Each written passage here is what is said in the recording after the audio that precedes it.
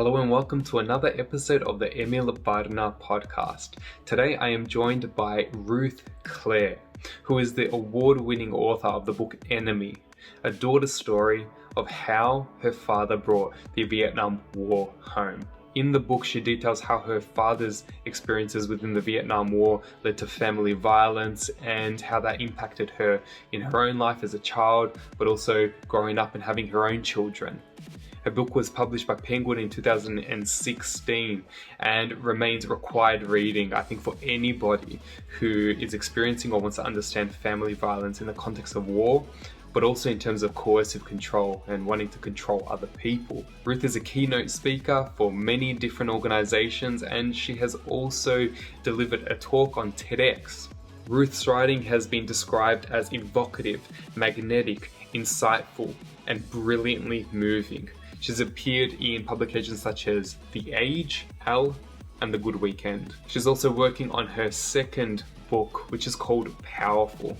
This book is going to run people through how to overcome traumas in terms of her own story and what she's found to be the most useful elements. In today's interview, we touched on so many different elements, from her upbringing to the experiences she's had within her father's experience with war, what kind of offensives he was put in when he was serving for the Australian Army. And also we talked about family violence, and we talked about what often doesn't work and what might work in terms of family violence groups.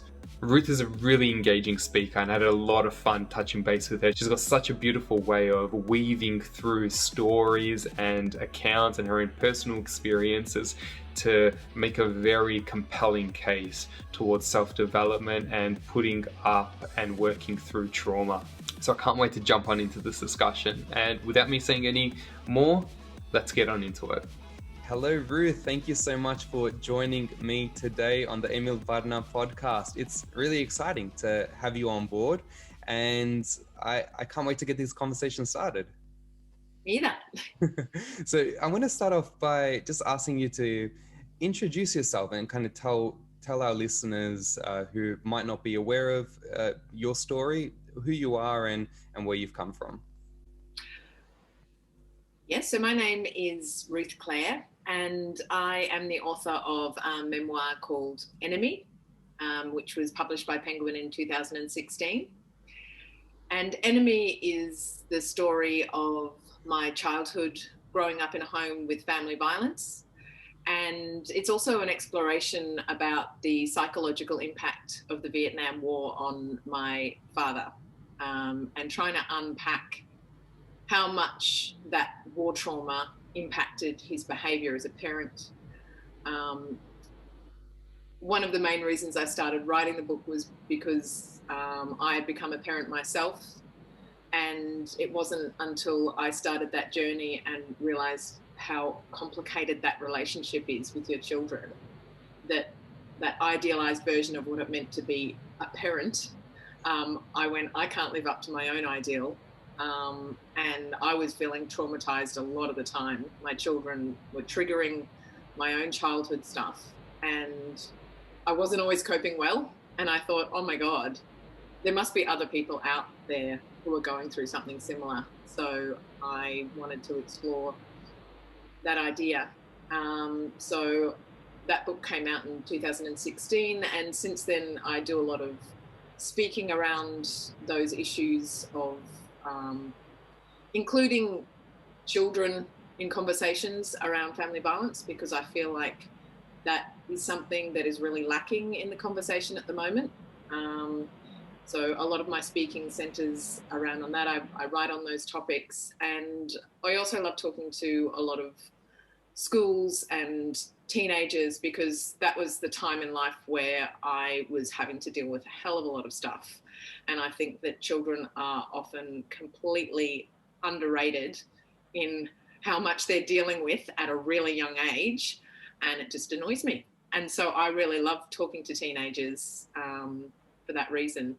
I love talking to teenagers. Wow, it's a huge one, especially the kids' voice, because being a psychotherapist, it's kind of like I speak with adult survivors of trauma predominantly. A lot of the work that I do around addiction and trauma, they're kind of like hand in hand. They're like bed buddies, and it's really tricky to see the impact that their sometimes just unknowing behaviors on what they do in the present affect their kids, or they might kind of downplay it and say, well, you know, they just don't see it. Reading your story, I mean, that was a kick in the guts in certain elements, in terms of just the visceral elements of how you described your experiences, especially from just the first pages where you describe a situation when you were 3 years old. And that was having two kids myself. It's one's 6 and one's 10 years old. I've kind of, you can kind of see how your own baggage can come into the surface. And so hearing from you about your experiences and writing the book in a process of not wanting to lay on your experiences to your kids, it's a really enlightening process. Yeah, that was pretty intense writing that scene. It was really important for me to, I know a lot of people don't remember when they've had traumatic incidents. Actually grasping onto those details is really difficult. But for me, it was almost like the exact opposite. Like those moments that I was being hit by my dad, it's like they unspooled in this right up close, slow motion, film reel clarity. And I felt like what I really wanted to do, I guess, you know, I was an actor before I was a writer, and one of the superpowers I always wish I had was the capacity to sit inside the skin of somebody else, and actually just for a moment feel what it felt like to them. And that was partly because I didn't trust people. That was partly because I wanted to go, is what you're saying true? I need to feel what you're feeling to know if the words you're saying are true. So it's partly to do with that. But I'm a really kinesthetic person. My feelings drive a lot of my life experiences. And so I really wanted to give people who hadn't had the same sort of experience as me the opportunity to sit inside my skin. And so that visceral aspect of Enemy, my book, was very deliberate. And I know it can be confronting for people, but there's also moments when you're sitting inside my skin while I'm eating delicious lollies or watching a sunset. And, you know, like I want that experience of the way we ebb and flow. And even if you're in trauma, there are moments of beauty, for those things to be able to coexist. Yeah, you go through your experiences as a young child, and then it kind of just I think what I noticed with your writing, it kind of ebbs and flows from your childhood experiences, and then other times it just jumps back to your adult life and then goes back as a child. And I think that it almost reminded me of Stephen King's writing, where he yay, that's awesome. I love Stephen King. I've got a whole section in my bookshelves dedicated to Stephen King's books, but it was just so cool to see how people can do that so seamlessly when it comes to going back and forth and back and forth. And often we do that just as a matter of course, because, you know, we live in the now, but then we're affected by the past and we're thinking about the future. And then sometimes we just live in the past, and that's where trauma lies.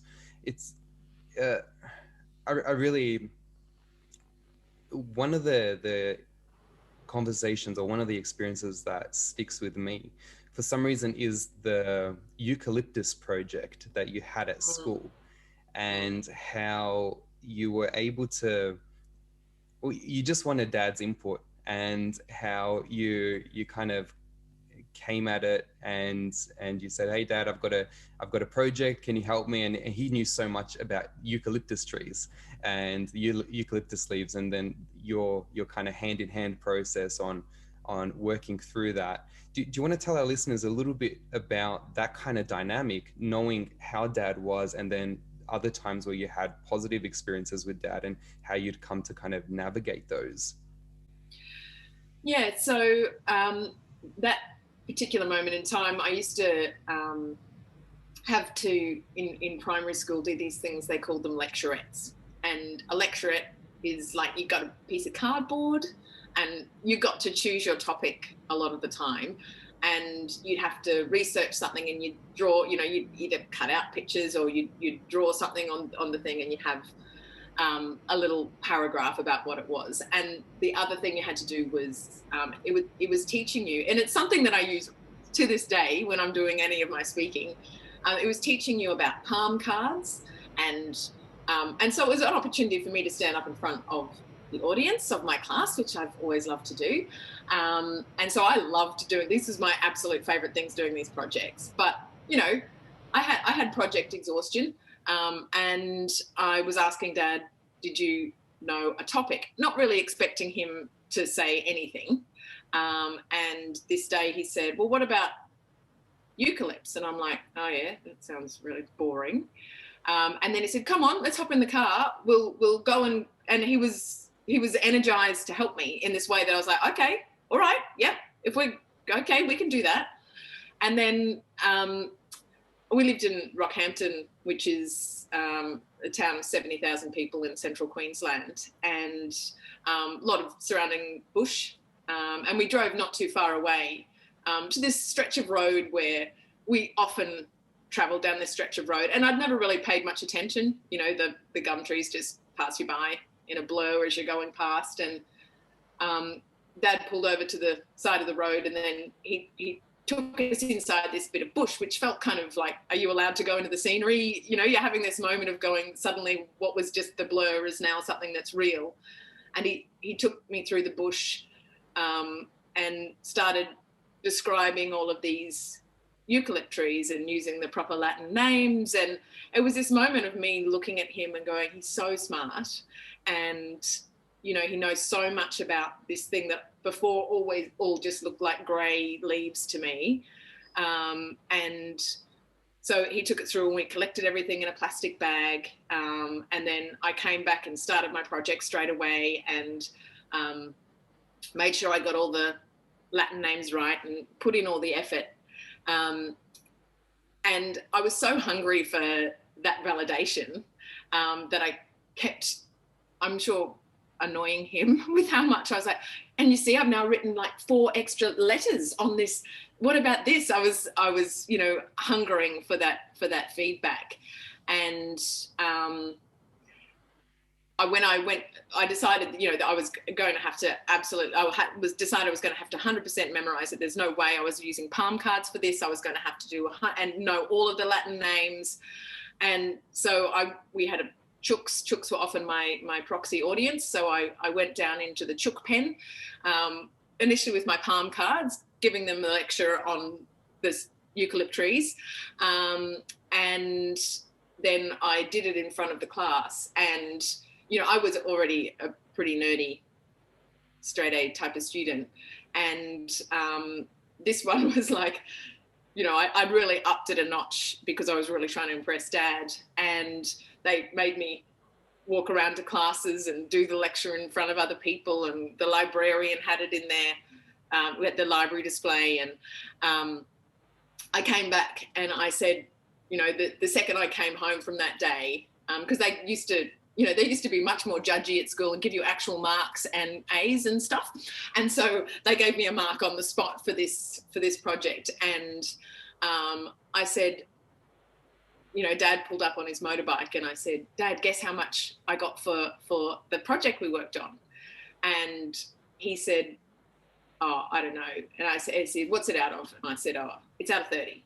And he said, oh, 20 out of 30. And I said, nah. And then he said, 25 out of 30. And nah. 30 out of 30. And I went, nah. He's going, well, what did you get then? And I said, 40 out of 30. So they gave me 40 out of 30 for this thing, which is about how much I would always like to achieve, if I'm honest. And I was completely, so excited to have done this project and, you know, tried to do my best. But that feeling ebbed away. And, you know, although I kept sort of seeking that validation, I realised that moment had passed, and we were back to me having to watch where I put my feet and not say the wrong thing. And yeah. And I think what stuck out when you kind of recounted that story in the book is just his response to those. No, you can't get 40 out of 30, and the incredulity that came up. And in my clinical practice, I noticed that it's not necessarily the traumas that are, or events that are the most traumatic, but it's often the responses that happen after those events. So let's just say you tell somebody about something that's happened to you.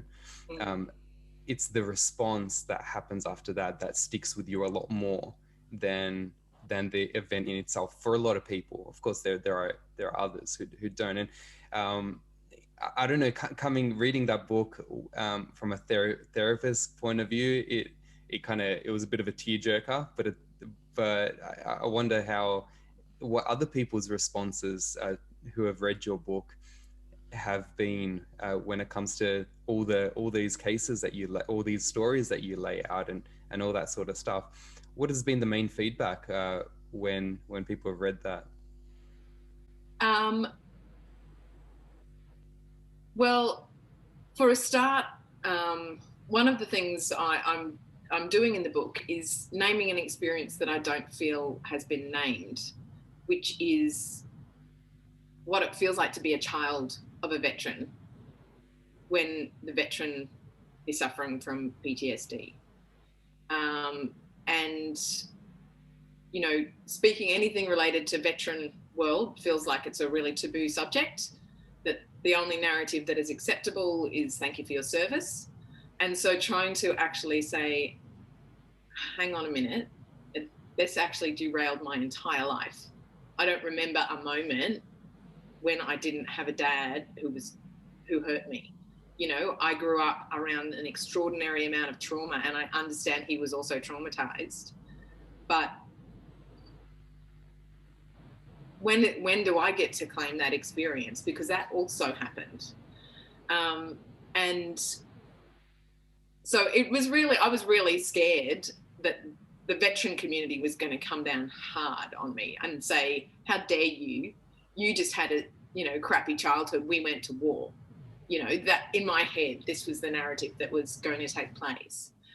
But that has not been my experience at all. It's been, you know, one of the most healing aspects of putting Enemy out into the world was the response from veterans who have been so kind and acknowledged. Yet, you know, in the veteran community, it's very well understood that your family bears the brunt of a lot of the trauma that you're not processing well.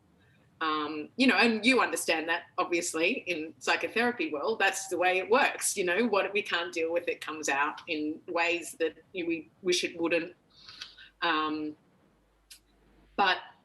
so that was a real surprise, is, you know, how many of the veterans supported me, but also having so many, I've had, you know, children of World War I. I had this guy was my favorite contact. He contacted me very soon after Enemy came out, and he was 88 years old. He contacted me on Facebook, and I'm like, right, 88 and on Facebook, yes.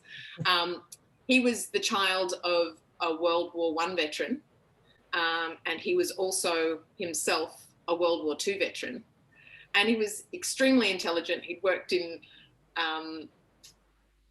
really covert security kind of stuff in his whole life. Seemed like this really extraordinarily switched on person. And he said, I read your book and I so identified with your experience of being a child, because that was what my childhood was like. And then he also said, but I also identified with your dad because that's what I was like as a parent. And I just thought that is big balls to own both of those things and to name both of those things. And what, you know, that, so I've been contacted by, you know, children of the Korean War, Vietnam veteran, you know, more current wars. So it feels like sort of owning the, I don't know, really trying to own that vibrational tone of that experience. You can feel it. And that was what I felt was also missing, just going, are there other children of veterans out there who had a similar experience to me? Because no one's talking about it.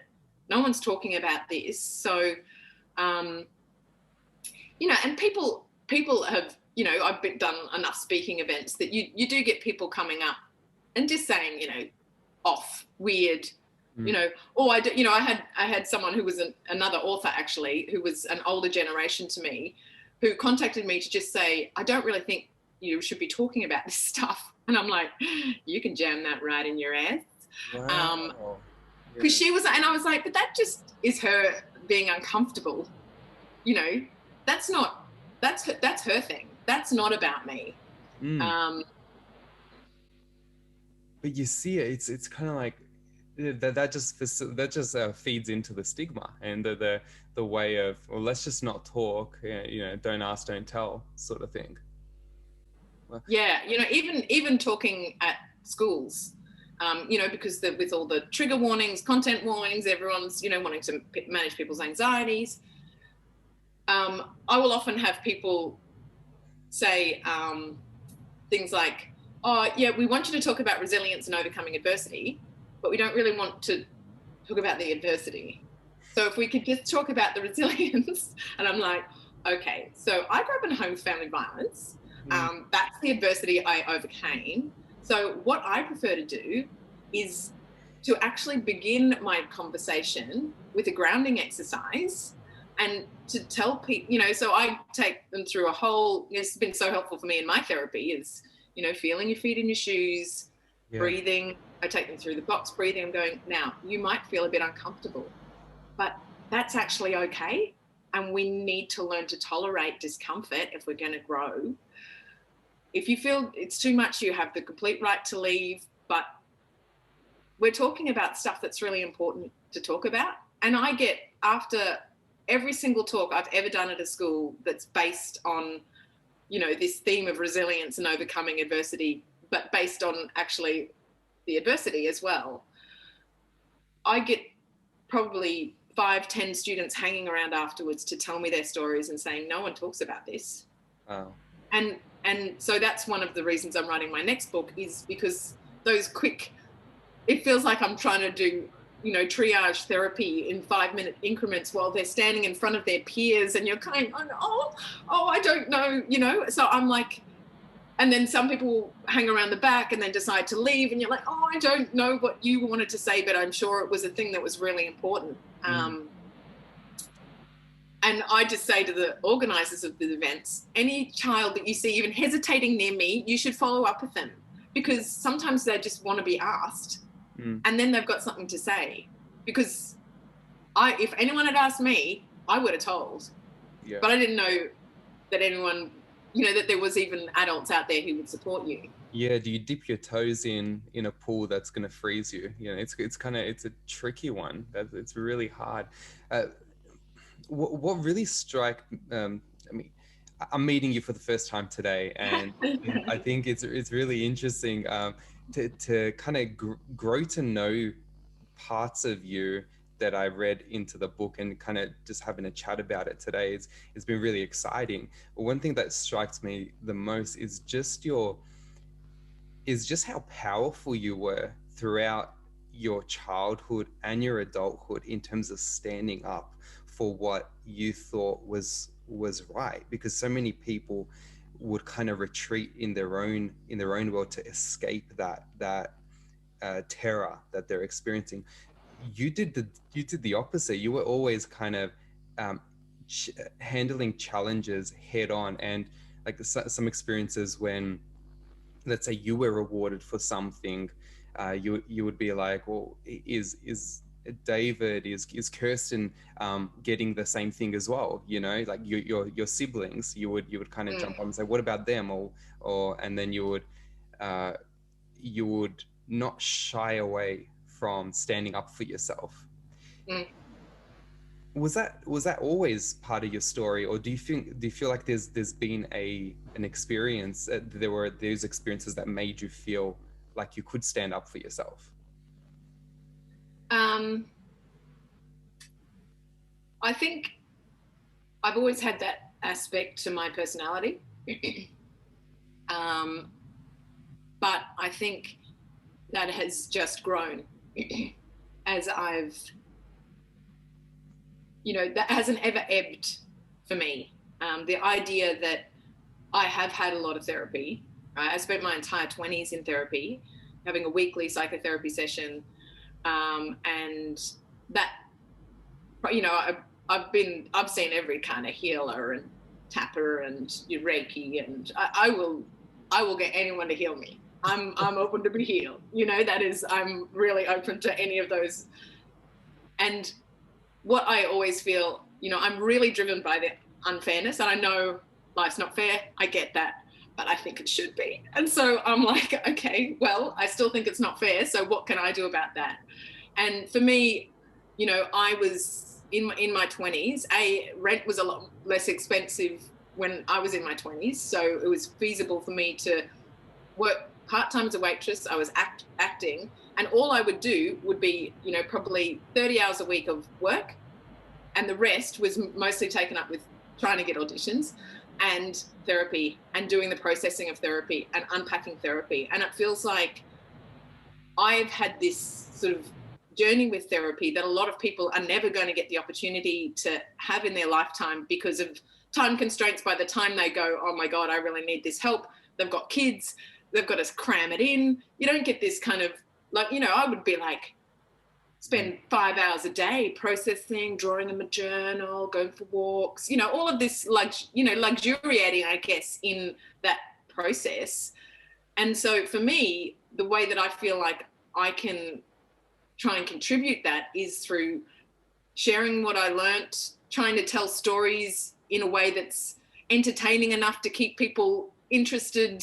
And then, I'm like, if I've got anything that I can help anyone, any of the things, I'm happy to tell anyone at any time, any of the things that have helped me in case it helps them. That for me is, I'm not okay with people not being able to afford therapy.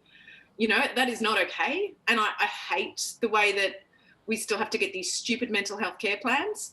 Like, if someone says they need help, just give them the help. Thanks. That's what they need. So I really don't like the money that's involved. And I get that you guys need to be paid. I'm totally not degrading that. I'm just saying it's not given the value that it should be. Mental health is not given the value to our society that it should be. And so I'm like, well, if I know I'm doing it inexpertly, but sometimes you just need someone to listen to you. And I'm happy to listen. I'm happy to listen to people's stories. What was the most, and there's so many points that I'd love to kind of explore with what you've just said. One thing I just want to say is, what would you say your most helpful process was when you'd gone through so much of this process. What sticks out the most in your memory as the most helpful parts? I'll probably have to do more than one. Yes, there's a couple please do.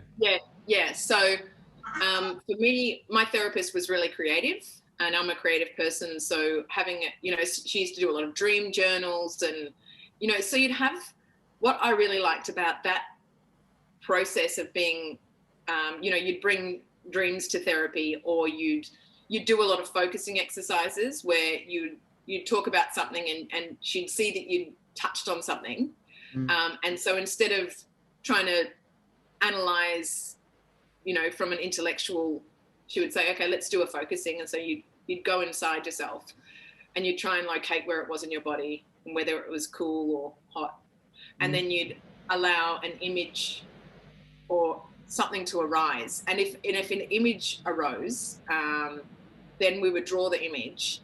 And the idea was that instead of engaging with it intellectually and trying to unpick a thing that isn't a feeling from a higher intellectual level, you would just put that thing on your wall and look at it and let what that is live outside of you. and you'd start a dialogue with this part of yourself that you didn't know before.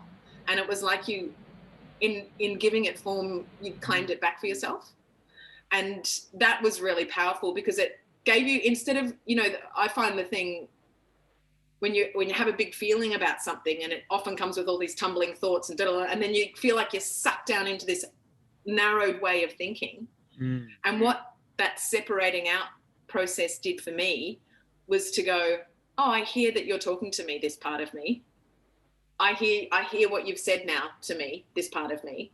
And I get you're feeling scared. You have this way of having it, instead of being just going, this is how it is and this is where my brain has to go, you suddenly have more of you, and you're separating out that there are parts of you, and you don't get sucked into that individual vortex of that one particular part. Do you know what I mean? Does that make sense? It makes really, really perfect sense.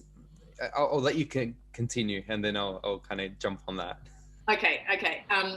So the other thing was the tapping. I don't know if you do any tapping. That EDMR, is it EDMR? Yeah, there's a few. EMDR, eye movement desensitization. Yeah. Oh, so we would do that as well. Yeah. You know, and so that's just, we would do the tapping, which is a meridian endpoint thing where you would say something like, you know, even though I felt really rageful at my son, I still deeply and completely accept myself. Yeah. And then, you know, I've had a paper published in 2019 on the tapping protocol. It's a kind of variation of the tapping one, but that was part of my master's great thesis. So it was really, I can kind of identify with that. It's really cool. Can you send that to me? Because I get asked a lot about, you know, that particular thing. So I only know the one that I learned. So I'm always interested in. Yeah, certainly. Yeah, that'd be great. So that was really helpful. So we would do a lot of, I would call it the plinky plonk music, which is because it was like, I can remember the tune. I'll never forget that tune because we had so many therapy sessions where you're getting stimulated in one ear and stimulated in the other ear. So when you're talking about something that is traumatic, it just helps you to sort of stay in the moment. Because I've got a real habit of disassociation. So if I'm talking about something big, I'm suddenly like, oh. And it's actually what I find with when you're somebody who dissociates, is it's so pleasant to dissociate. Like it's such a actually lovely feeling for me. You know, it's why addiction is, you know, addiction does the same thing. You know, when it takes you out of your body and you're like floating and disconnected from your body entirely. And so it's actually just like, you know, especially if you're talking about something that's been really hard to talk about, and then suddenly you're not feeling anything at all and you're just sort of floating on the ceiling. It's like, oh, it's so much nicer up here. Wow, that's I got so many stories from the therapy room, but that's not the time. I think it's really interesting because it's a really useful process. It's a last ditch effort. I mean, from a traumatic experience response, dissociating is the body's last ditch effort to protect itself, because the first thing it would need to do is like arrest and orient to the kind of stress, you know, like stop and just look at what the stress is. And then it goes into either the fight, flight, freeze responses, where do you tackle it? Do you get out of the situation? Do you kind of freeze up and try to blend into the distance and try not to be seen? And then you've got the falling response, which is kind of that zoning out, preservation mode. And so whenever I work with somebody or hear about stories of dissociation, it's like, well, your body is being triggered to the point where it hasn't been able to escape so many times that its only recourse is to get out of there mentally. And so, you know, from a therapeutic point of view, what's helped you when it comes to the dissociative response? Is it what you've said in terms of continuing to bring yourself back to the present? Yeah. So anytime that's happening, there'll be that grounding of feel your feet in your shoes, you know, really feel that texture of, you know, trying to really locate yourself in your body in the room in that time. Yeah. So feel your bottom on the chair. Now just take some breaths, you know, and then, you know, you've often set up a safe space. So you can also go, okay, we can go to, you know, and for me, it's often at the beach. It doesn't even have to exist in reality. It's just my beach. I love the beach. So watching the waves come in, feeling that, you know, and then you can, you know, often there might be a visualization of, you know, okay, so close your eyes and feel your back against the sand. You're completely safe, you know, and you can smell the salt of the air, and, you know, so you ground in a feeling of safety, and then a feeling of your body, and then you can come back. Yeah, I mean that so many people benefit from that. It's uncanny when it comes to like, okay, well, I'm kind of going away. The trick is picking yourself when you're going away, because sometimes you don't notice it until you're kind of already there. Yeah. And, you know, I find that experience actually really pleasant. And that's the thing, that it's just like, oh, it just feels like sleepy time. And, you know, it's like, oh, it feels, yeah. So that's actually the thing as well, is that feeling for me can feel like something I want to go toward. So it might have been, I guess we're touching into therapies, which is an interesting process, because a lot of the people who benefit from that or really enjoy that actually connect with a lot of the mindfulness or meditative type therapies, where I mean, I've done certain body-based exercises where a person's like, I feel like I'm high, you know? Yeah, no, I that's what I'm totally addicted to meditation for that exact reason. It's that exact same feeling of calm tumbling inside yourself in this really expansive, abstract way that is, it's so pleasurable. It's so deeply pleasurable. Yeah. That's really cool. I want to circle back uh, to the Vietnam veterans' experiences. Now, I know we've kind of we've navigated through there in terms of your experiences and your therapeutic process. If we were to go back and give our listeners a context of what your dad experienced, like when he went to war, when he was drafted, you know, all those sorts of things, just to give a bit of context on what he went through, and then kind of go from there. Yeah, let's start with that one. Yeah, so my dad had his birthday drawn out of the lottery, which was the way that they decided who went to the war and who didn't, which for me, I don't know whether my deep sense of injustice and unfairness comes up around that, but I certainly know from the research I've done that mostly it's the people from lower socioeconomic backgrounds that ended up going to war. And my dad, you know, they had a overlaid concept toward conscription that was that if you had a skill that was of use to the army, they had to try and find you, and instead of you just being on the front line with a gun in your hand, they had to try and put the skill that you had to use for the army instead. And so my dad was an apprentice fitter and turner, which is like a machine thing. They, you know, so he would have been able to fix any machine gun, any tank, anything related to metal and whatever. He would have been able to fix any of that. And so he was able to defer going to Vietnam based on he was completing that apprenticeship. He obviously wanted to do really well because he was a Queensland Apprentice of the Year for his year of doing that. He had very high standards, my dad. So when they put him into the military, they said, oh no, we've got no positions for that. And when I spoke to a lot of veterans post, you know, when I was speaking to them for Enemy, they said, yep, I was a Boilermaker. They all had skills. Many of them had skills, but none of them those skills got used. And they all just thought of themselves as machine gun fodder.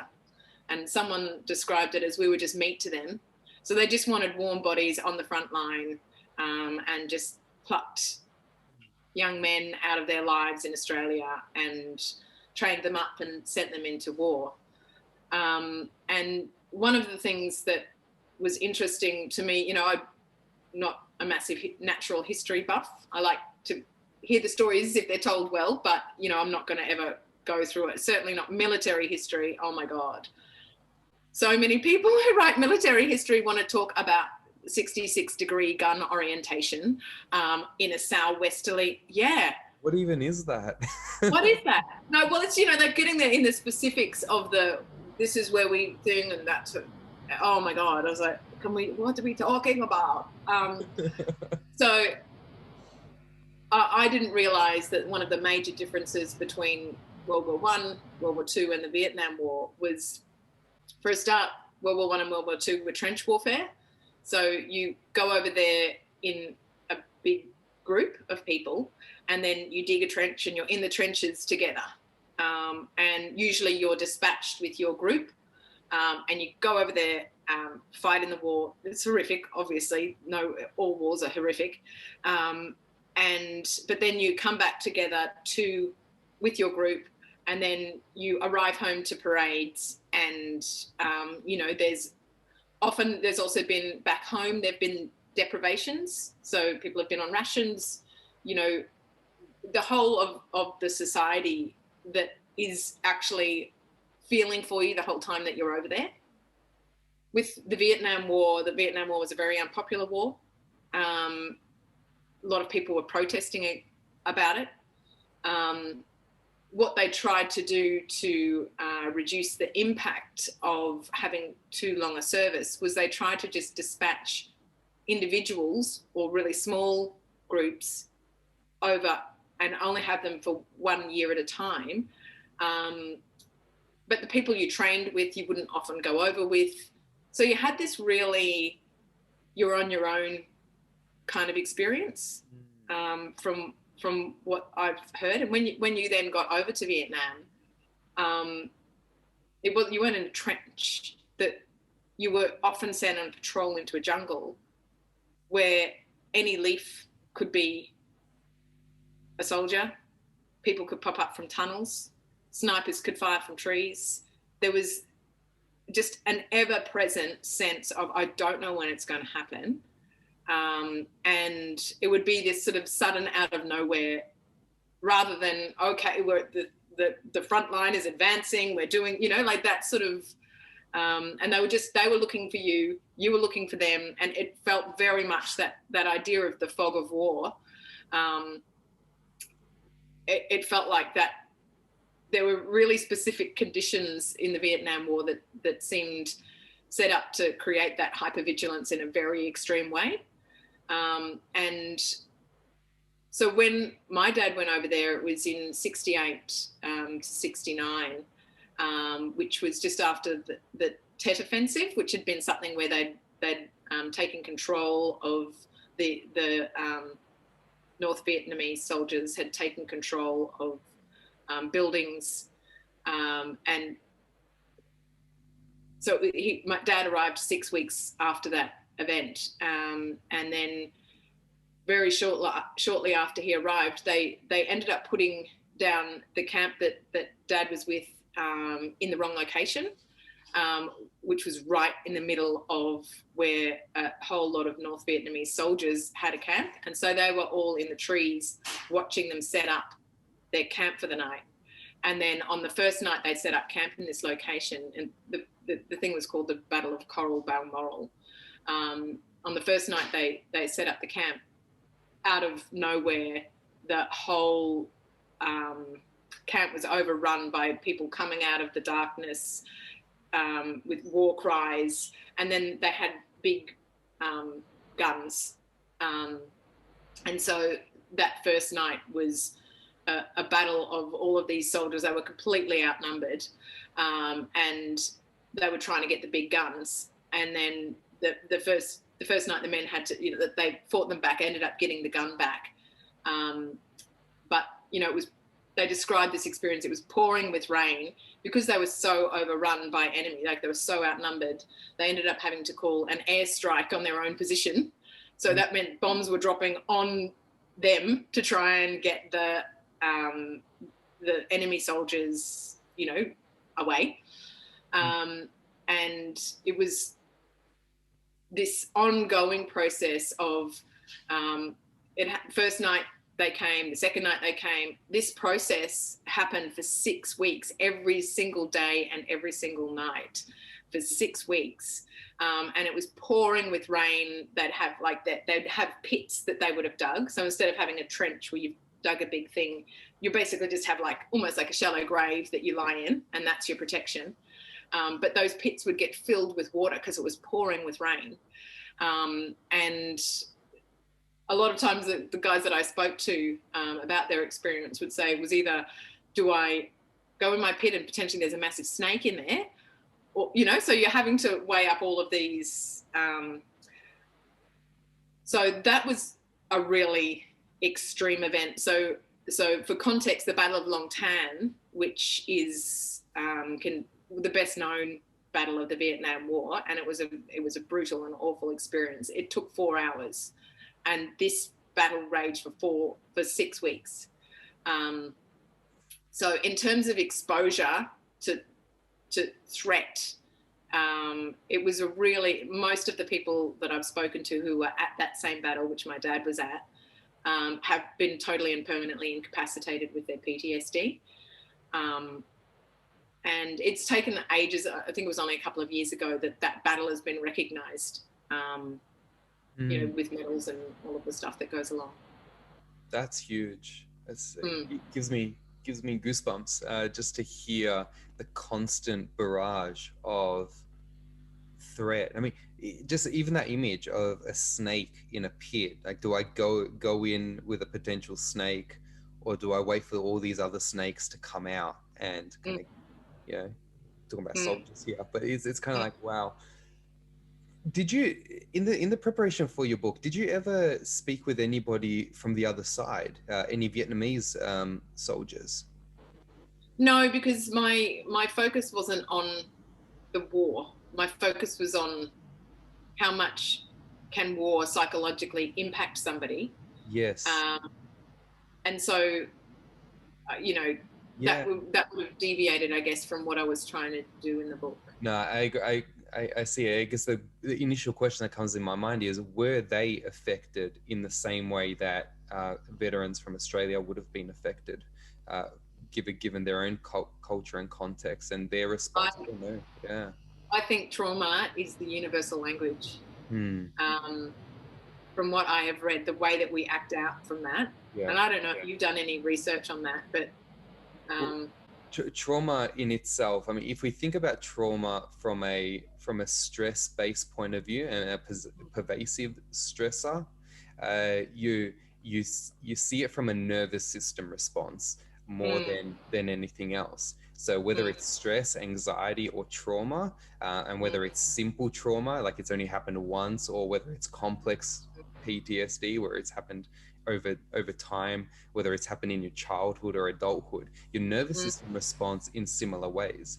And if you're human, or even most animals, you'd have those responses. I recently did an interview where the speakers discussed how animals don't get traumatized. Oh yeah, I hoped you were going here. That's exactly, they're trembling. Yes. So my whole interview, most of my interview was around the somatic responses, the somatic experiencing, and the therapies that relate to that one. So they'll be coming out soonish. So we'll see how that one goes. But animals don't get traumatized because of their. I mean, imagine this, right? So you're an animal in the savannah, and you're constantly being chased by something that wants to kill you. So you're walking, eating, and the lion jumps out, and you just sprint out of the way, and then you escape the threat, and then you just go by your day, But what has happened with animals, like you just mentioned, they tend to have a physiological response where they get rid of all that pent-up energy, adrenaline, cortisol, their stress hormones that build up in the body and create tension. They literally shake their bodies out. Whereas humans, we've developed, and I think this is to our deficit, we've developed a amazing cortex, which in Latin means bark. It's just the outer layer of your brain, and that allows you to process and think about your experiences and look around and say, is this person going to judge me if I react in this particular way? You know, if I just suddenly shake and like do that sort of stuff after I've been stressed, this person's going to look at me like, what a weirdo, what's he doing? You know? Yeah. So we stop those experiences. Yeah, I mean, I'm not going to steal this interview, but I think it's a really good point that we come about, that trauma is that universal language that we all experience. And I think what you said about the 6 weeks of looking around, constantly being on edge and thinking about, is this person going to be out to get me? The first thing that came up in my mind is your experience at home and not knowing you. I love the way you said it. You said it wasn't like we're walking on eggshells at home. It was like we were walking on landmines. Yeah. Yeah. Talk a little bit about that. So the thing that I found the most difficult, I wanted to be a good kid. We were in every other house that we went to, my brother and sister and I were impeccably behaved. We were really good kids. And so we were always trying to do the right thing. Whatever Dad wanted us to do, we were trying to do that. We were all striving to not get hit, and not get hurt or shamed or ridiculed or whatever his response was going to be. So he had so many contradictory moods that you would never know from one day to the next. You could do something one day, and then the very next day, that thing would make him irate, and so often you would be doing things thinking, this is going to get me a positive feedback. You'd be seeking that positive feedback. And so I remember this instance of we often had days of working in the yard, and everyone had come back and had a shower and sitting down and watching a David Attenborough documentary, and it was like this really awesome family moment. And I thought, I'm going to make Mum and Dad a cup of coffee to try and get a little praise and feedback, and I'm being a good girl. So I went in and I get the Nescafe out, and I make a cup of coffee, and I'm being really careful not to spill it because I know Dad hates me spilling the coffee. And I'm carrying it really slowly so I don't spill it. And I can feel Dad's stare on me. And it's really important, when you feel Dad's stare on you, that you look at what that stare might mean. And so I look up, and he's looking at me with such rage that I'm like, I don't have any idea what I could possibly be doing wrong. I haven't spilled any. I'm looking behind me. I haven't spilled anything. And he's just so enraged by my tentativeness that he gets up, comes behind me, grabs me by and frog marches me, walking like this, walking over to a table, and I'm spilling the coffee all over myself, and it's burning hot, and I'm crying because it was such a shock out of the blue. Why is this getting me in trouble? And on reflection actually from my own response to sometimes my children's fumbling, because we were never allowed to make mistakes. If you did something the first time, you better do it perfectly. You're trying to hold a peeler in your hand for the first time, and peelers, they're a thing, they're a skill you've got to master, get that little blade right. But it would just infuriate Dad that we were incompetent at it. And so he'd end up with his hand crushing, peel it like this, peel it, and you're just like, oh my God, it's my first time ever trying something. And I think on reflection, because I notice when my kids are doing stuff, I just have to look away. I'm just going to look over there because I cannot literally watch you doing that, because it is making me feel so anxious that you are fumbling around so much. And that is one of the things that is I have to constantly just go, look away. I'm saying, look away. Don't control them. Just look away. Don't look at them, and hope that they're not hurting themselves. But better than me trying to get really controlling, because it definitely evokes that in me. And I think on reflection, because my dad had a real thing with incompetence. And I feel like he felt that a lot of the people who were his superiors in the army were incompetent, and they put people's lives unnecessarily at risk. We never had these direct conversations, but I actually, on reflection, think that's the case. And I think when you look at traumatic guilt, which is why did I survive and he didn't, it was, I'm sure, competence. You know, that feeling of I was more competent, or I, you know, did that better or whatever. And that feels like the way that you got through and survived. And so I imagine incompetence would be a massive trigger. And so I understand that from his perspective, but from my perspective, it made me feel like I got everything wrong. There was something wrong with me. I was never good enough. Nothing I ever did ever met his expectation. And, you know, I still have very high expectations of myself beyond what is probably helpful. It's a tough one because control in itself, there's a utility to control. So for example, when you feel like you have a lack of control, let's think about lockdowns, for example, and, you know, where most of the control of what you can and cannot do is kind of taken away from you. Often in therapy, it's about what can you actually control in your life, and what can you develop to organize a routine around that if you feel like you've lost control. And that feeds back into perfectionism a lot. I don't think you mentioned the word perfect, but that can come out. That perfectionism, you know, there's so much of a high anxiety when yours or other people's standards are not met because of the, you know, the bomb that's going to go off just in case they don't get met. It's really tough. So what is it? Let's bring it back to what can I control? And then when it becomes coercive control, and to use like a formal term, for those who don't know what coercive control is, just trying to control other people. That's when it becomes really difficult.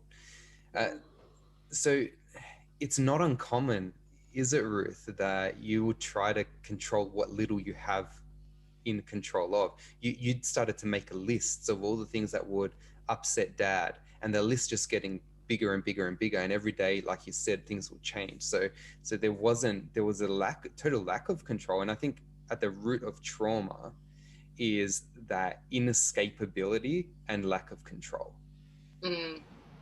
Yeah, you know, that when I was writing out that list, it was actually just a fury at his hypocrisy. You know, it's like, okay, let me try and do what you're asking of me. Okay, don't be lazy, but, you know, don't make any noise. Don't lie in your bed, but don't read a book. Go outside, but don't make them, you know, like there's, no matter what you did, it was wrong. So some days it's like, oh, be fun. You know, when I was a kid, I had so much fun. You kids are just like, you know, lumps, you know, because we're all just standing there going, I don't know what to do. I'm going to get in trouble. And so then you try and be fun. I had this instance where my brother and I, we thought we were playing with some lead pencil, and we ended up putting lead pencil all over our face. And we thought, oh, madcap fool, this is the stuff that Dad loves. Just, this is us. And we ran down to him, and he was talking to Mum, and we just ran up and went, oh, look at us, because we had lead pencil all over our face.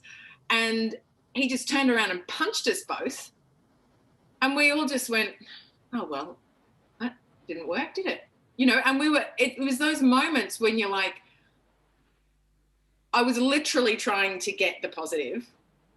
It just made you go, I have no idea what the hell you want from me, because everything I seem to do feels like it pisses you off. Yeah.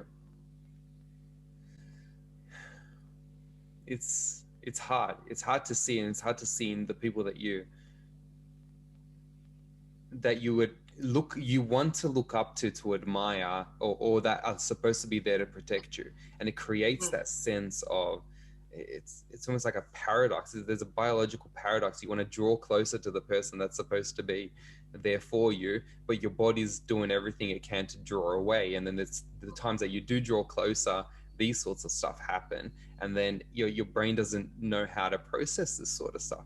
And this is why we kind of, Yeah, it's almost like an unwinnable experience. How did that? Now I know we don't have a significant amount of time left, but and there's so many more questions I'd love to ask you. I guess the one of the things that I'd like to consider is, what about with your experiences with your children, Mm. the things that you saw that laid over from your own experiences growing up? Was that were you aware that was what was influencing how you reacted to your kids, or or did it just come out, so this is just the way that I am, and it's not that I had this kind of backstory? Oh no, I was completely, for me, the thing that was the most challenging when my kids were little, and my son went through a stage of hitting me when he was 2, which is perfectly normal childhood behavior. But for me, I was trapped in a house with somebody who was hitting me, and I was just so enraged. And so I was having this psychological process of trying to be calm and parenting and saying, don't hit, don't use your hands, use your words, trying to have that calm energy. And my whole body was just vibrating with rage at being put in this situation again. And then I was having my dad's voice in my head. And then I was fighting him in my head and trying to keep him at bay so that I didn't feel like he slipped out through my mouth to my son. And it just felt like I was having to do so much work to try and keep myself together. And,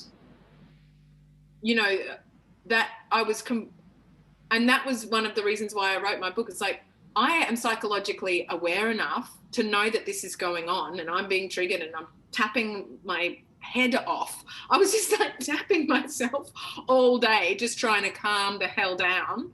Yeah.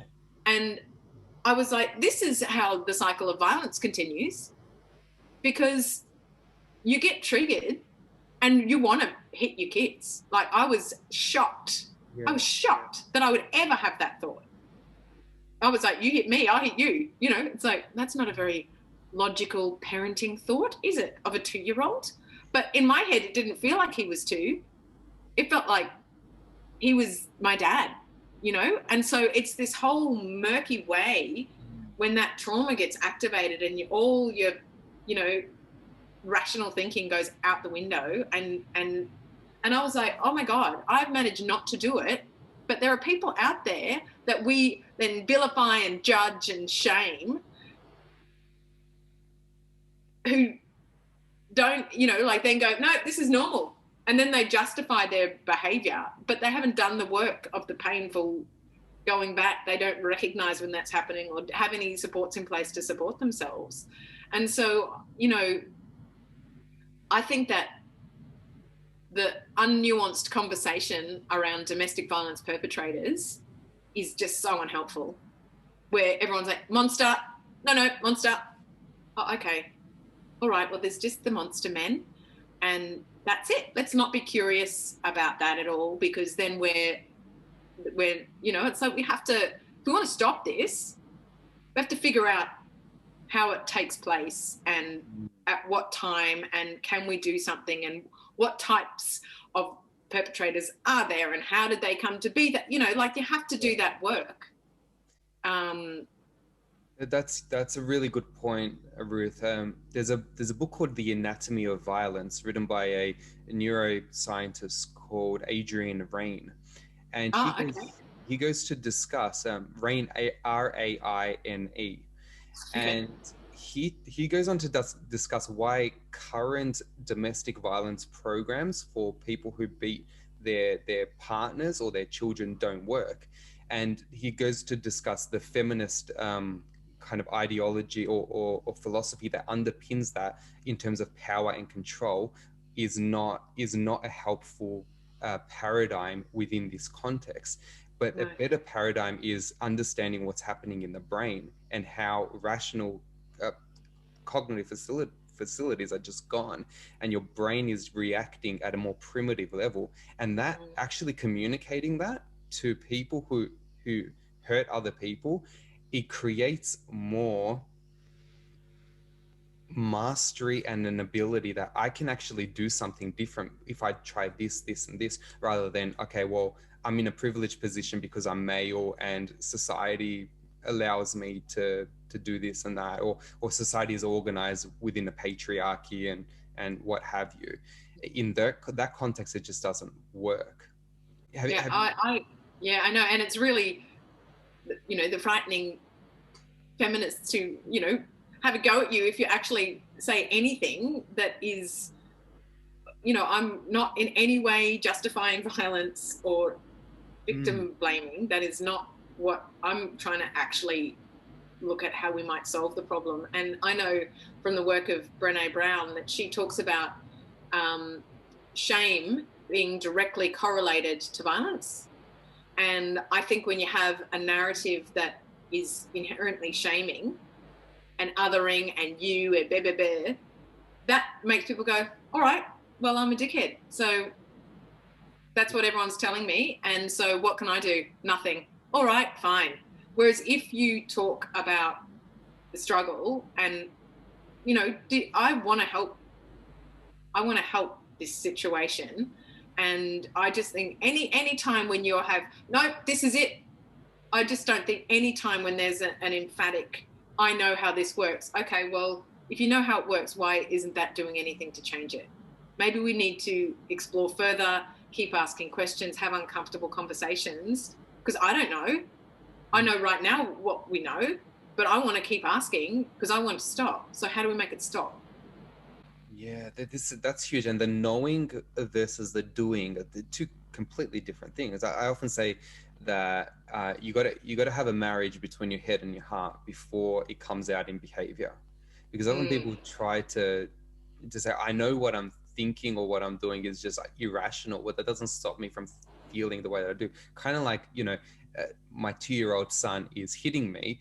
I know consciously that that's, or in the moment you might not know, or other people have told themselves that it's kind of like, well, actually, this is just normal behavior, but your body reacts in a different way. And so, addressing the body is so important when it comes to this sort of stuff. I wish we had more time because I really want to talk about the work that you're doing now around the book that you're writing. And I mean, only talk about as much as you want to, because if you're writing a new book, you want to keep some of it, hidden until it's out there. But yeah, especially since I still don't exactly know what I'm doing. Yeah, but it is based on the speaking that I've done. So what, did you have a specific question or? So you're spoken about working on a book on what's helped to build resilience and teach others ways to kind of move forward in life despite the kind of history that they've had. Am I on the right track there? Yeah, that's the vibe. We'll figure it out together, shall we? Yes, let's do it. So one of the things that has been really helpful for me, and an unexpected aspect of, because people always say when you've written a memoir, was it cathartic? And I'm like, well, therapy was cathartic. Writing a memoir was like a complicated process of trying to make a story hold together. It was actually a writing process. And even though, yes, emotions came up, because that's what happens when you're really trying to tell a story well. The catharsis for me is in sort of telling the story over and over again. It's like it becomes a more abstract thing that is a story. And so the repeated exposure to that story also means it's sort of, that same thing with those symbols, in therapy, they live outside of you in a way that is really helpful to give you an objective view. And so for me, that idea of, you were talking before about the trembling. Mm-hmm. So I think one of the ways that we get stuck is not in the trauma that happens to us, but in the meaning we make of that trauma and in the way that we say. So for me, one of the biggest things that I did was I thought that I was unlovable. I thought that no matter how hard I try, I never get it right. And that must mean there's something inherently inside of me that is wrong, that I'm just messed up and I'm just not lovable. And so a lot of my, early boyfriends or whatever, it was like, as soon as you know me, you're going to run a mile because I am just unlovable. And you don't know that yet because you don't know me well enough.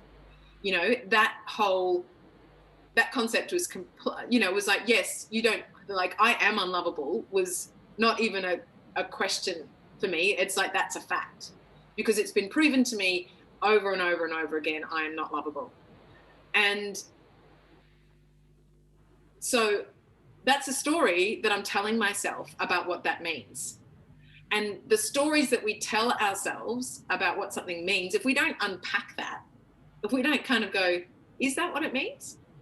Is that, and if we don't learn how to kind of recognize positive stories, because the negative ones are always much bigger. The negative ones are the ones that our brain goes, remember this because the tiger's going to come and get you. If he comes back again, you're ready. It's not like, oh, the beautiful sunset. There is no biological benefit to recognizing a beautiful sunset, So we have to find ways to hack into that biological bias toward our negative to actually hold to positive in a different way. And I used to do things like, one of the things that I did was write down nice things people had said about me. I still make people give me letters all the time. Can you write me a letter about why you like me? Like that makes everyone uncomfortable except me. But because I need, in the moments when I'm feeling really bad, when I go back to feeling unlovable, it makes me go, I have people love this about me. They recognize, it actually is a way to hold the opposites, and to kind of talk myself down off that story. And so it's like, you've got to thicken up the stories, the positive stories in your life so that you can, and I also have found that the non-judgment of the negative, as if look at me, I'm just so messed up that I've got this story going on inside my head. Instead of having that as the thing, to see the story and to put your arm around the story and say, I know why you came into being and you were so important to me. And that was so useful that you came there because you've protected me. You constantly belittling me and berating me was to make sure that I was ready when my dad did it. That voice in my head that constantly on my back, that came into being because it was trying to protect me. And so instead of, having compassion for those parts of you that feel like really negative forces in your life and recognizing that they have all been trying to help in a misguided way that often sprang from when your really young brain created them, and then to kind of continue to stay curious about what that might mean. And, that process can make you, it makes you more authentic as well, because you're going, yeah, I'm all of it, mate. I've got all the good things and all the bad things. And that's just the way it is. It's all of me. That's, and much as I would love to be nice and perfect all the time, I definitely would love that. It's never going to happen. It's really deep, and I think you've put it in such a beautiful way that anyone hearing what you've just said will be able to identify with, and I would say probably think about it in a way that they've never thought about it before. Because as a therapist, what I want to do is integrate. I think therapy is all about integrating. It's not about just symptom management. It's not about reducing. It's about integrating who you've been, who you are right now, and who you want to be into one whole, cohesive whole. You spoke about the negativity bias, and in fact, from a neurobiological point of view, negative events get coded into the brain about 350 times quicker than your conscious awareness of that any negative event is even happening. It's ridiculously fast. It happens as quickly as a house fly's wings flap, that your brain processes this stuff. And yet when it comes to positive events, we have to stop and we have to think about them and relive them between 30 seconds to about a minute before they get transferred into short-term to long-term memory. And so what you've done, I mean, I can just recall a very recent client of mine who we had this very discussion where we talked about, I actually got her start a journal every single time somebody gives you a compliment, because you have such an unlovability focus that's like you need to write down all the time somebody's given you a compliment or said something positive about you. And she started that journal, and it just continues to populate because it creates that buffer. And that's the thing, it's like it's not all bad, but sometimes it's okay and sometimes it's amazing. But it's not the amazing things that we think about. It's kind of like sometimes the okay things and most of the time the bad things. And it's also, you know, one of the things I'm really noticing in this process is that tall poppy, you know, it's much more comfortable for me to go, trauma happened, let's talk about trauma, because you're not saying, you know, there's like the fear of it's like almost a fear of positivity, or, you know, that you're stepping into that positive ground feels far more risky because it's more unknown. It's not your comfortable territory. So it's this process of you having to, you know, deliberately construct positive ground for yourself. And then you're going, okay, am I allowed to stay on this ground? And then, you know, whereas the other one feels more real in some ways, and this feels more fake. And it's only in sort of standing in that positive ground more often that you go, oh, actually, no, it's like I built an extension on my house here. Because I love those house dreams. I'm always having those house dreams. I'm like, oh my God, I didn't even know I had this room. I'm forever renovating houses in my dreams. And it feels like, it's like, okay, am I allowed to have this space here? And then you build it and then you check your construction and you go back there and, you know, okay, now this ground actually feels real, even though it wasn't part of the original house. It's still a really excellent extension that I'm making here, and I want the bigger house. So that's a beautiful analogy. I really like that one. I'm going to steal that one, Ruth. Still. because it becomes like it wasn't there before, and it feels new until you spend more and more time in it. Yeah.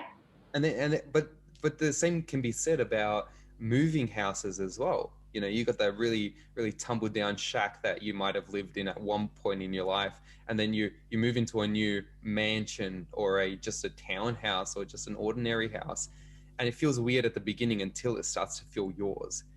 Yeah, yeah. Analogy. Yeah. I just, you know, that because that house dreams, I'm like, I've renovated multiple houses. I do love the process. I feel like symbolically, I love the process of taking something old and not working and then, you know, making it beautiful. I just love beauty as a guiding light, gardening, all of that stuff. It feels like I can make something beautiful is a permission that I give myself, because it felt like a lot of my childhood didn't feel beautiful. And so narrowing my focus on beautiful has been such a positive resource for me. And I think it's under recognized actually, because there's so many beautiful things. Like, you know, go on a walk and pay really close attention to how many beautiful things are there. It's like, it feels to me that beauty of nature puts you right inside, you know, like it reminds you of your internal beauty. There's something that if you look and observe it closely enough, it comes into you. And yeah, I mean, kids have a natural tendency of being able to stop in the middle of a path, bend down and say, Dad, look at that tiny, or Mom, look at that tiny little thing that they've just spotted when you're walking, thinking about, all right, what am I going to cook for dinner, or what do I need to Yeah. man, that's so huge. Beauty, I think you've hit the nail on the head, Ruth, that beauty is a lost concept for us. Yeah, maybe we need to organize another interview and kind of explore these elements, isn't it? Yeah, it sounds great. Ruth, I hate to say it's time, but I think it's been such a invigorating conversation that I've had with you, and I would really like to speak with you again and see whether there are any other things that we can kind of. I never stop talking, so I'll never run out of conversation. That makes my job a heck of a lot easier. So, if people wanted to hear more about you and find you on the web or find your book, can you point them into the right direction? Yeah, so I'm on all of the social media things at Ruth Clare Author. I've got a website that's ruthclaire.com, and my book is called Enemy, and it's available as an audiobook or as a physical book or a digital book, and you can buy it. Most online booksellers will have it, or ask your library to get it in. I always like, if it's not at your library, I'd like it to be accessible to as many people as possible. So just ask your library as well. And I'll put all those links in the description to the podcast and to the videos that I'll be uploading. And for our listeners, Claire is spelled Clare. So, correct. No I. No I in there. There's no I in Claire. Thank you so much for joining me again today, Ruth. And I look forward to continuing our conversation. Yeah, that'd be great. Love that. Thank you. Thanks for having me. Thank you.